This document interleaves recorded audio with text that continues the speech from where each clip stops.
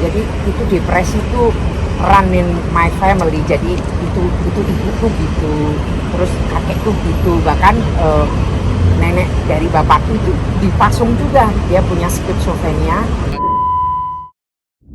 Gimana? Apa mau nanya apa nih?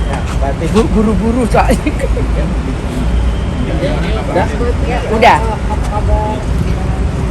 Oh, aku kabarnya baik dan ya keluargaku semua baik di Amerika. Jadi Berarti sering bolak-balik Jakarta, Indonesia, iya, Amerika iya. 2 tahun ini berturut-turut kesini, tahun lalu juga kesini, cuman sama suami, yang sekarang aku sendiri. Oke, tahun ini sendiri Mbak Ati tidak bersama keluarga sini, memang Enggak. pekerjaan atau gimana nih Mbak? Ya kebetulan itu aku kemarin tuh kesini karena itu ada konser sama Mayang Sari, ya itu, dan Jazz Gunung Bromo itu aja tadinya. Nah, berarti ini kan sering ciri khasnya manggung pakai kacamata hitam. Mungkin emang koleksinya banyak atau bagaimana sih? Enggak juga, ya itu juga itu. Kalau kacamata hitam kan di mana-mana juga sama aja, jadi nggak perlu ganti ya. Kenapa sering manggung pakai kacamata gitu ya? Karena udah kebiasaan sih gitu. Jadinya kalau nggak pakai kacamata seperti itu, rasanya seperti bukan aku. Berarti lebih suka di sini atau di Amerika? Lebih suka dua-duanya, suka. Jadi ada bagus di sini gitu, ada bagus di Amerika, itu ada nggak bagusan, misalnya macet di sini. Kalau di stateku kan lancar, bisa 10 tujuan dalam 2 jam gitu. Kayak gitu. Kalau di Amerika kegiatannya apa aja? Di Amerika ya ibu rumah tangga aja. Dulu memang aku pernah kerja, cuman sekarang enggak. Sudah itu anak-anakku kan udah tinggal sendiri, sudah berangkat kerja, ya sekarang aku di rumah aja sama suamiku aja yang kerja. Tapi lebih memilih tinggal di Amerika atau di Indonesia? Lebih memilih, sepertinya suamiku lebih senang di sini. Nanti kalau sudah pensiun dia pengen pindah ke Kediri, dia pengen. Pekerjaan suami istri itu apa ya? Dia kerja di adalah pharmaceutical company. Berarti memang niat awal mau pensiun lebih stay di Indonesia? Iya, karena kalau masa tua di Amerika itu kayaknya kayak lonely gitu ya, kayak sedih gitu. Jadi itu anak-anaknya jarang berkunjung kayak gitu. Biasanya ditaruh di kayak panti jompo kayak gitu. Berarti mungkin anak-anak sudah pada besar ya, mungkin berarti masih kegiatan bernyanyi terus bolak-balik ke Indonesia buat event walaupun setahun atau 2 tahun sekali. Ini dapat komplainan mengatakan mengingat jaraknya juga cukup jauh ya. Maksudnya dikomplain sama Ya, keluarga? anak-anak ya gitu mungkin. Enggak sih, sekarang dulu waktu mereka masih sekolah kan itu aku yang ngantar jemput, itu aku hampir nggak pernah kesini, jarang sekali gitu. Jadi kalau sekarang udah bebas, tiap kesini aku 3 bulan di sini gitu.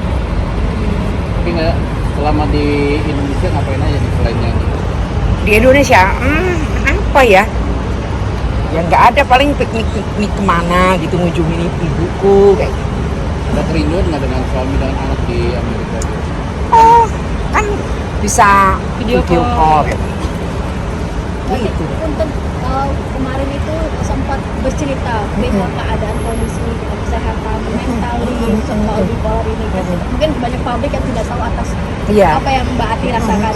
Kenapa pada akhirnya speak up tentang masalah mental seperti karena menurut aku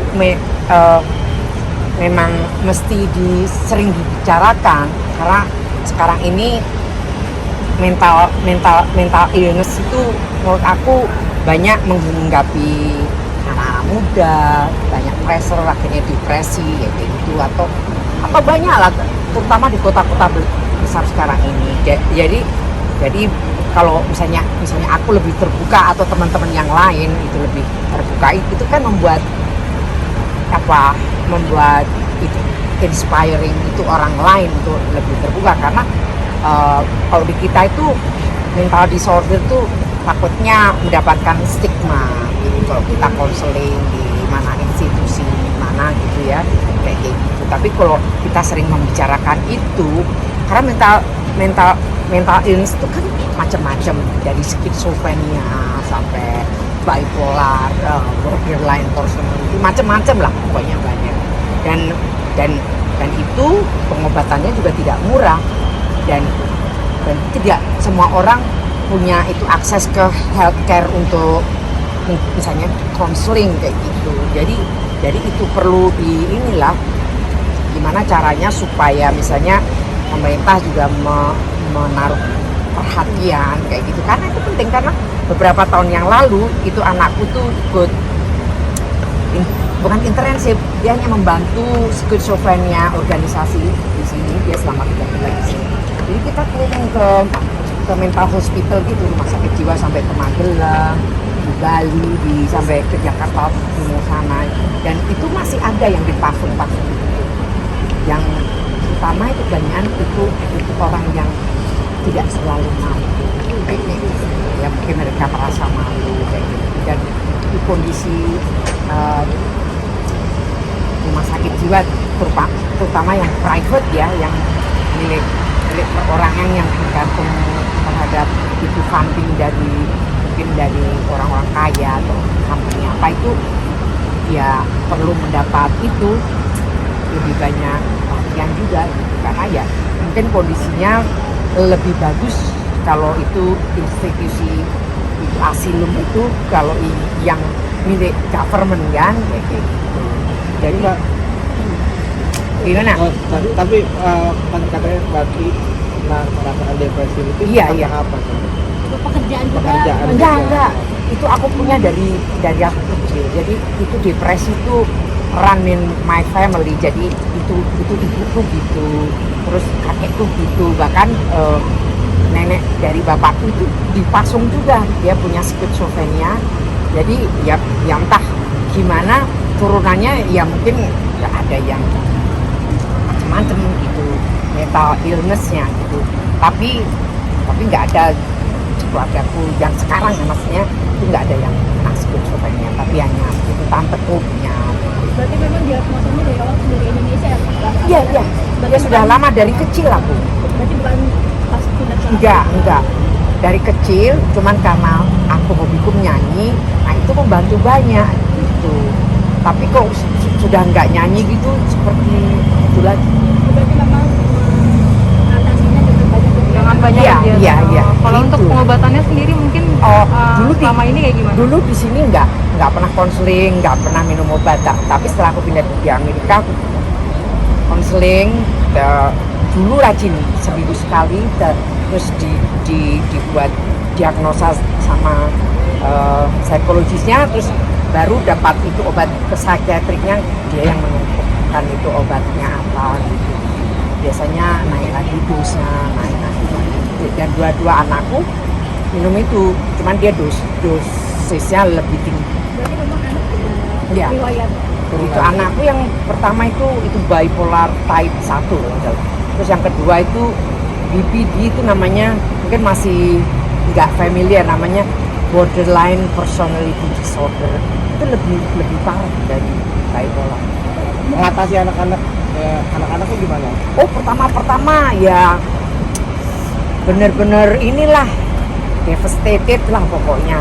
Oh, pernah masuk institusi juga anakku kedua kayak gitu, pokoknya histeris lah gitu. Kalau anak-anak itu kan gitu suka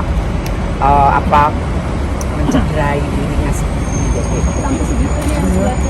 Iya, yang nomor 2 ya. Tapi anak-anak sendiri ada menurunin bakat menjadi penyanyi gitu. Iya, yang nomor 2 bagus nyanyinya, cuman dua-duanya itu anakku bisa main musik dari kecil ya, aku lesin musik. Cuman nggak tahu, mungkin karena di Amerika mereka seperti nggak mau main band, dan aku percaya kalau dulu mereka besar di sini, aku rasa mereka mau main band atau terus jadi apalah bintang sinetron. Oke ya, udah ya, terima kasih semuanya. Mungkin konsumsi obat ini kok sampai detik ini masih minus atau Masih, kalau saya masih. Biasanya kayak gitu ya seumur hidup, iya. Biasanya gitu.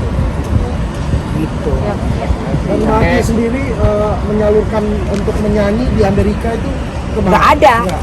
Oh, jadi Tak pernah menyanyi. vakum aja udah. Vakum aja. Ya cuman balik sini Kalau di Amerika ya di kamar aja, di press ya lebih gini. Foto Mbak Ati boleh? Mbak Ati. Ayo, ayo. Berarti ini